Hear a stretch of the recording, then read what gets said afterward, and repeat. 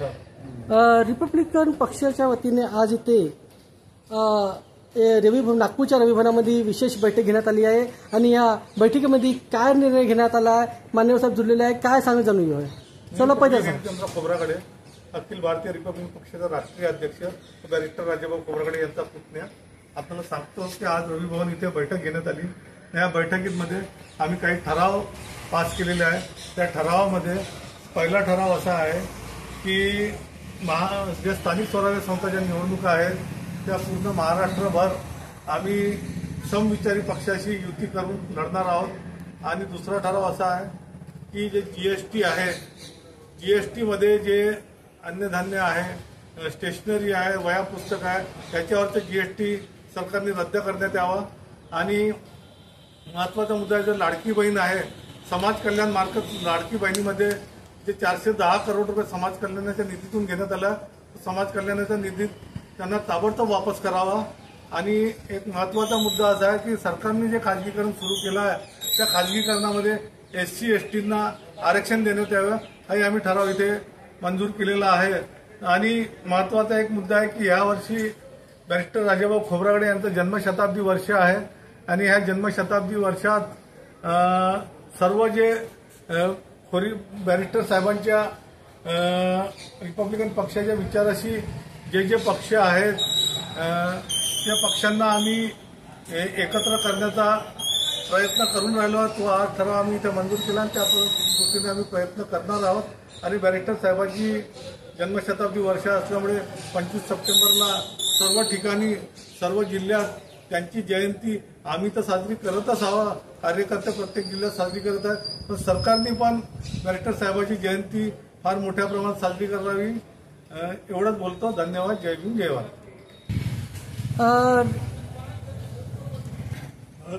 Republican पक्षाचे महासचिव घनश्यामजी पुसे साहेब सुद्धा या आपल्या चॅनलशी जुळलेले आहे आणि आज इथे विशेष नागपूरच्या रवी भवनामध्ये विशेष मीटिंग घेण्यात आली आहे.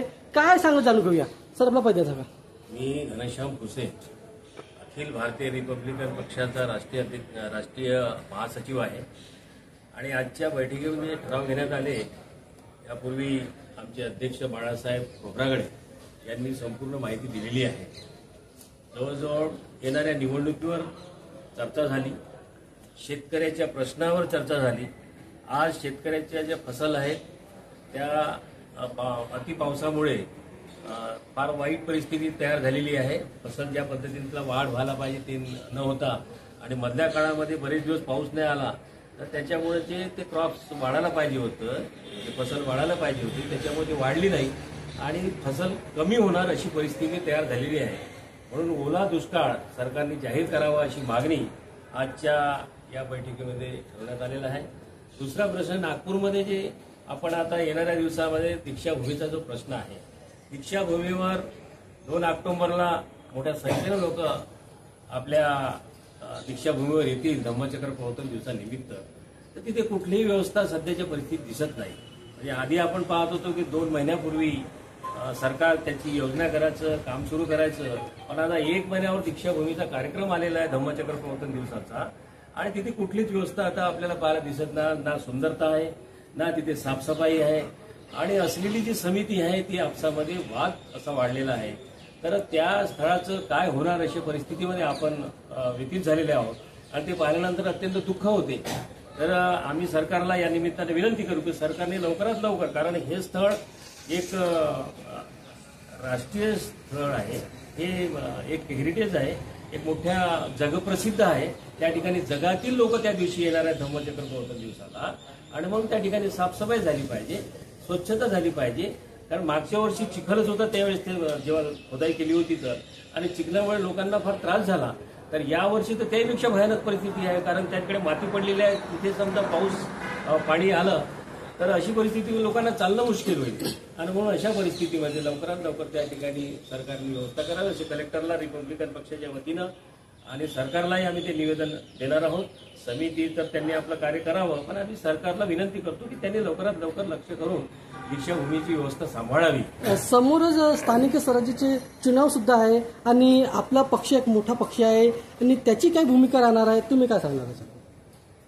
आजच्या राष्ट्रीय कार्यकारिणीच्या बैठकीमध्ये पक्षाच्या वतीनं ठरलेलं आहे की येणाऱ्या दिवसामध्ये वेगवेगळी जी आमची रिपब्लिकन पक्षाची गट आहे त्या सर्वांना विनंती हे करणार आहोत, विशेषतः बाळासाहेब खोब्रागडे याचा पुढाकार घेणारे पक्षाचे अध्यक्ष आहेत आमचे ते, आणि या सर्वांना बोलावून रिपब्लिकन विचाराची जी मंडळी आहे ते सर्वांनी एकसंघ यावं. येणारी स्थानिक स्वराज्य संस्थेची निवडणूक एक संघ येणे, एखादी आघाडी होऊ शकते काय, या साऱ्या गोष्टीचा आपण विचारविनिमय करणार आहोत. त्यासाठी बाळासाहेब पुढाकार घेऊन, आणि दुसरं बुद्धगयेचं जे आंदोलन चालू आहे अत्यंत महत्वाचं आंदोलन आहे आणि त्यावर सरकार म्हणजे केंद्रीय सरकार लक्ष देत नाही, परंतु असलेलं तिथे जे पंड्यांच्या हाती असलेलं जे व्यवस्थापन आहे ते बुद्धांच्या हाती यायला पाहिजे. कारण कुठल्याही मंदिरामध्ये बुद्ध नाही आहे, मस्जिदमध्ये बुद्ध नाही आहे, पण बुद्धाचं स्थळ त्या ठिकाणी बुद्धच असला पाहिजे ना. मग त्या मॅनेजमेंट बुद्धाच्या अंतर्गत चालावं अशी मागणी या निमित्तानं आम्ही सरकारलाही करणार आहोत आणि त्याचबरोबर यावर पुढच्या आंदोलनात्मक भूमिका काय पक्षानं पुढे आंदोलन करण्याचे ठरवलं. आमची विनंती आहे रिपब्लिकन पक्षाच्या विचाराचे जे सारे लोक आहेत त्या सर्व मंडळींनी एक संघ येऊन, कोणी मोठा ना कोणी लहान हे मनात भावना ठेवता एक संघ मिळून हे वेदावे दूर करून आपण एक संघ कसं येणारी निवडणूक लढू शकतो. आणि नागपूर कॉर्पोरेशनमध्ये आपण महापौर तयार केलेले आहे पक्षाच्या वतीनं. अखिल भारतीय रिपब्लिकन पक्षाचे अनेकदा महापौर झालेले आहेत. हा इतिहास आहे. आज एकही नगरसेवक त्या ठिकाणी त्याचं ही दुःखाची गोष्ट आहे आणि म्हणून जे काही मनं आमची तुटलेली असतील ते दूर करून आपण मनं जोडले पाहिजे अशा विचारानं आम्ही आज ठराव घेतलेला आहे आणि त्यासाठी बाळासाहेब आमचे खोब्रागडे जे आहेत ते पुढाकार घेणार आहेत. त्या सर्वांना बोलावणार आहे. आपल्या चॅनलशी रोहिदास सिद्धल साहेब जुळलेले आहे आणि काय सांगणं त्यांच्या रिपब्लिक पक्षाच्या वतीने. सर आपला परिचय सांगा. मी रोहिदास राऊत, अखिल भारतीय रिपब्लिकन पक्षाचा राष्ट्रीय उपाध्यक्ष आहे. आज नागपूरच्या राजभवनमध्ये आमच्या पक्षाच्या राष्ट्रीय कमिटीची बैठक अतिशय उत्साहामध्ये संपन्न झाली आणि या बैठकीला केंद्रीय समितीचे सगळे पदाधिकारी उपस्थित होते. बाळासाहेब खोब्रागडे साहेबांच्या अध्यक्षतेखाली ही झाली आणि अतिशय महत्वाचे ऐतिहासिक काही प्रस्ताव आणि निर्णय आम्ही या बैठकीमध्ये सर्वसंमतीनं पारित केलेले आहे. सर्वात महत्वाचं म्हणजे हे जे वर्ष आहे 2025 हे रिपब्लिकन पक्षाचे फार मोठे नेते बॅरिस्टर राजाभाऊ खोब्रागडे यांच्या जन्मशताब्दीचं वर्ष आहे आणि बाबासाहेब आंबेडकरांच्या नंतर ही जी रिपब्लिकन चळवळ आहे ती खऱ्या अर्थानं बॅरिस्टर राजाभाऊ खोब्रागडे साहेबांनी या देशभर पसरवली, पुढे नेली आणि तिला मजबूत केलं.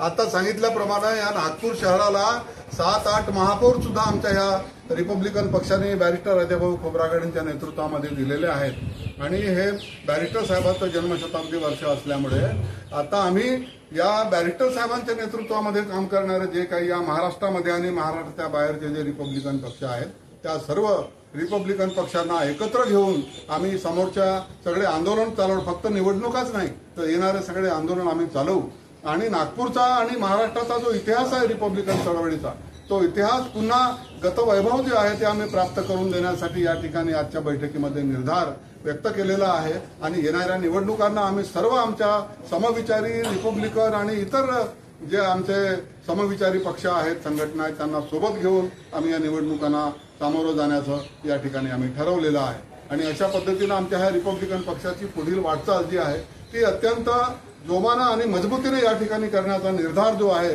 आमच्या अखिल भारतीय रिपब्लिकन पक्षाच्या केंद्रीय समितीने आज या ठिकाणी घेतलेला आहे. हे या ठिकाणी आपल्याला सांगताना मला अतिशय आनंद होत आहे.